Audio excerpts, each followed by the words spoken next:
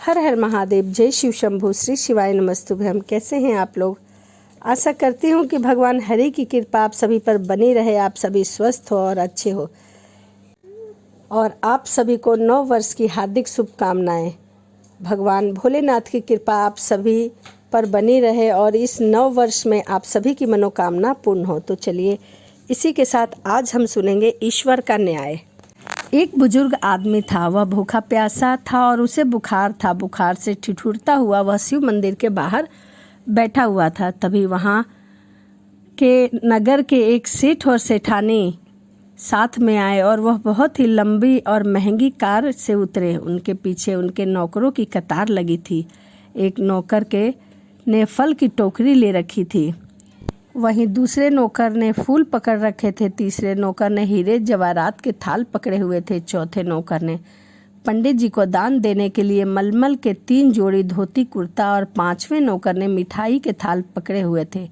पंडित जी ने उन्हें आता हुआ देखा तो दौड़ के उनके स्वागत के लिए बाहर आ गए और बोले, आइए आइए सेठ जी, अंदर आइए, आपके यहाँ पधारने से तो हम धन्य हो गए हैं। सेठ जी ने नौकरों से कहा, जाओ तुम सब अंदर जाकर थाल रख दो। हम पूजा पाठ संपन्न करने के बाद भगवान शिव को सारी भेंटें समर्पित करेंगे और उनसे प्रार्थना करेंगे।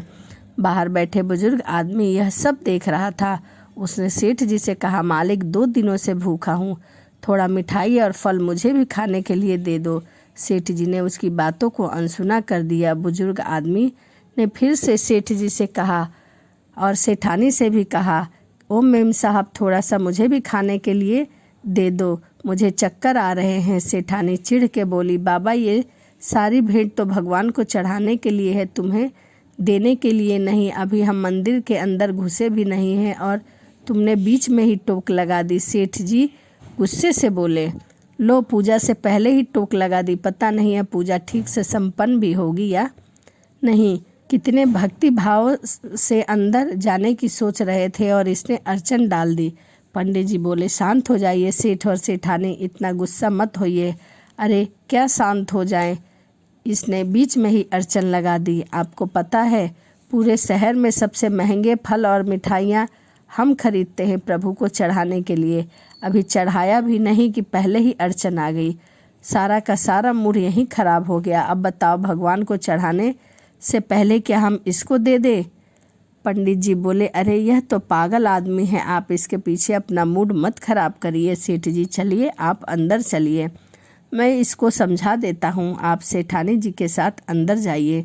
सेठ और सेठानी बुजुर्ग आदमी को कोसते हुए अंदर की ओर चले गए। तभी पंडित जी ने उस बुजुर्ग आदमी के पास आए और बोले, जाके कोने में बैठ जाओ, जब ये लोग चले जाएंगे तो मैं तुम्हें कुछ न कुछ खाने के लिए अवश्य दे दूंगा। बुजुर्ग आदमी आंसू बहाता हुआ कोने में बैठ गया।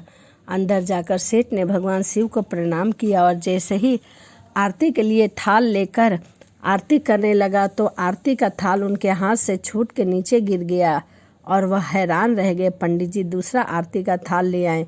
जब पूजा संपन्न हुई तो सेठ ने थाल मंगवाई, भगवान को भेंट चढ़ाया, पर जैसे ही भेंट चढ़ाने लगे वैसे ही तेज भूकंप आना शुरू हो गया और सारे के सारे थाली जमीन पर गिर गए। सेठ जी थाली उठाने लगे। जैसे ही उन्होंने थाल जमीन से उठाना चाहा तो अचानक उनके दोनों हाथ टेढ़े हो गए, मानो हाथों को लकवा मार गया हो। ये देखते ही सेठानी फूट फूट कर रोने लगी और बोली, पंडित जी देखा आपने, मुझे लग ही रहा था कि बाहर बैठा बूढ़े से नाराज होकर भगवान ने हमें दंड दिया है। उसी बूढ़े की अड़चन डालने की वजह से भगवान हमसे नाराज हो गए हैं। सेठ जी बोले, हाँ, उसी की टोक लगने की वजह से हमारी पूजा संपन्न नहीं हो पाई।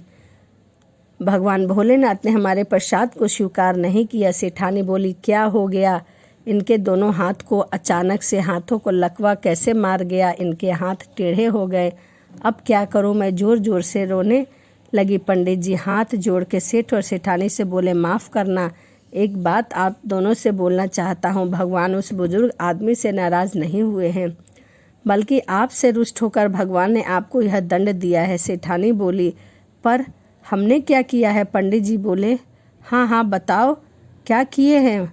मैं बताता हूँ। आपने इतने महंगे उपहार और फल लेकर आए हैं भगवान भोलेनाथ को समर्पित करने के लिए, भगवान को चढ़ाने के लिए। आपने यह नहीं सोचा कि हर इंसान के अंदर भगवान बसते हैं। आप अंदर भगवान की मूर्ति पर भेंट चढ़ाना चाहते हैं, भगवान को प्रसन्न करना चाहते हैं, पर यहाँ तो खुद उस बुजुर्ग आदमी के रूप में भगवान आपसे प्रसाद मांग रहे थे, आपसे प्रसाद ग्रहण करना चाहते थे, मगर आपने उन्हें खुश होकर कुछ खाने को नहीं दिया, तो आपके उपहार भगवान तक खुद ही पहुंच जाते। किसी गरीब को खिलाने से ईश्वर स्वयं भोजन कर लेते हैं।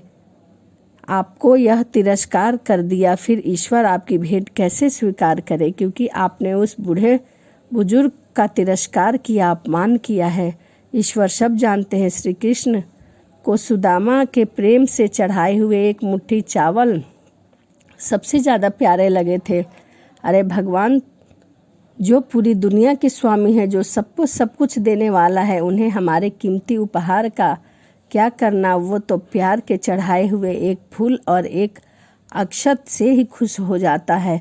वह मिठाई और फल क्या करेगा? उसे तो बस प्यार चाहिए। एक बेलपत्र से भी हमारे शिव खुश हो जाते हैं। उन्हें महंगे फल और मिठाई चढ़ाकर उनके ऊपर एहसास कराने की कोई आवश्यकता नहीं है। इससे अच्छा तो किसी गरीब को खिला दीजिए, ईश्वर खुद ही खुश हो जाएंगे और आपकी झोलियां भर देंगे। तभी सेठ और सेठानी ने कहा, हाँ, अगर किसी मांगने वाले को कुछ नहीं दे सकते तो उसका अपमान भी मत कीजिए। वो अपनी मर्जी से गरीब नहीं बना। और कहते हैं ना, ईश्वर की लीला बड़ी न्यारी होती है। तो कब किसी भिखारी को राजा और राजा को भिखारी बना दे, कोई भी पता नहीं है और कोई नहीं जानता कि समय कब और कैसे और किसका बदल जाए। तो यह भगवान भोलेनाथ की कथा थी।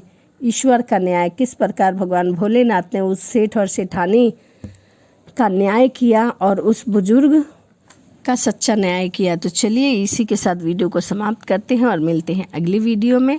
हर हर महादेव, जय शिव शंभु, श्री शिवाय नमस्तुभ्यम।